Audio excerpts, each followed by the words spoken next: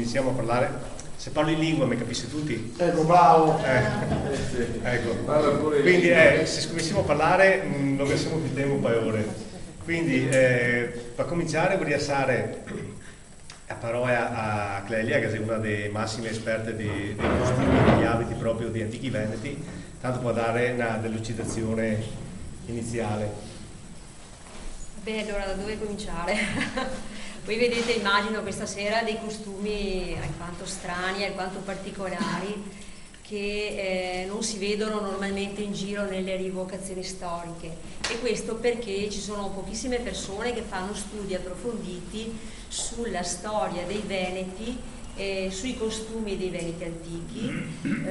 sulla cultura, sulla socialità, eccetera, e soprattutto ci sono poche persone che conoscono questa storia, però che sono in grado anche di portarla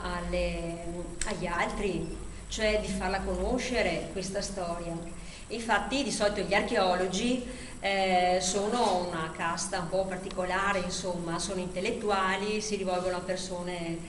appassionate, eccetera, o a studenti, eccetera, insomma. Invece noi siamo rievocatori,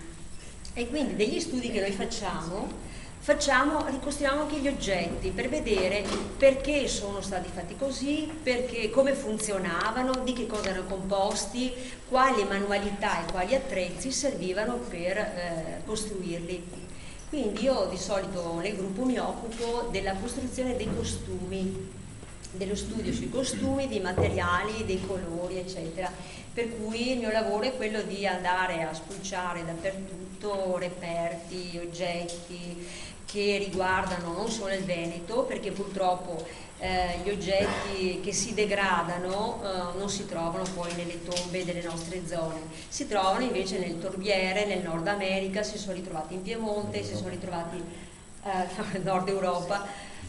si sono ritrovati ad Eichstätt, nelle miniere di sale, si sono perfettamente conservati, per cui si sa che quando c'è una conoscenza non era limitata a quel posto, era una conoscenza che attraverso i commerci veniva anche esportata. Quindi intanto per quanto riguarda la linea dei costumi, è una linea direi abbastanza moderna, cioè le tuniche, che sono i costumi normali usati sia dagli uomini che dalle donne, noi la troviamo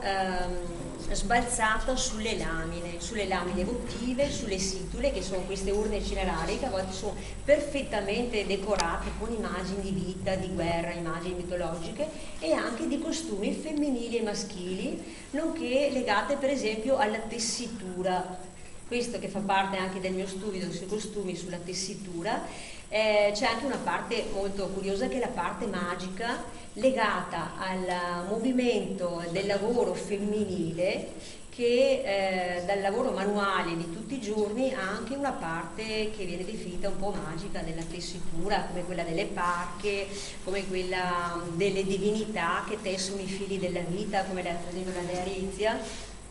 era una divinità tessitrice, una divinità che tesseva i fili della vita delle persone e quindi anche il destino delle persone.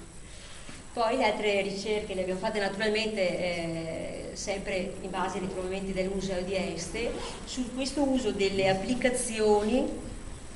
di queste lamine sbalzate, rotonde, triangolari, eccetera, trovate anche in grande quantità, che servivano a decorare mantelli, abiti femminili, mantelli maschili, che avevano anche serie di queste placche decorate in bronzo, che diventavano praticamente ricchissimi, molto lucenti, davano delle immagini di persone ricche, benestanti, comunque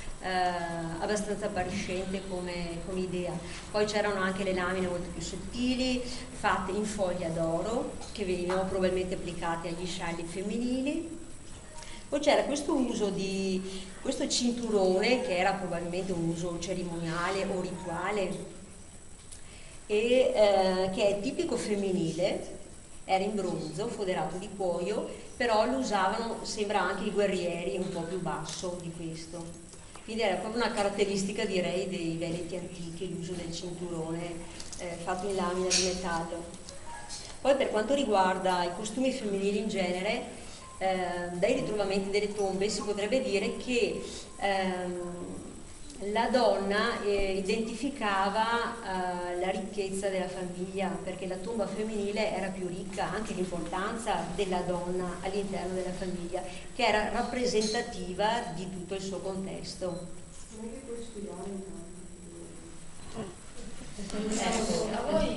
Magari dopo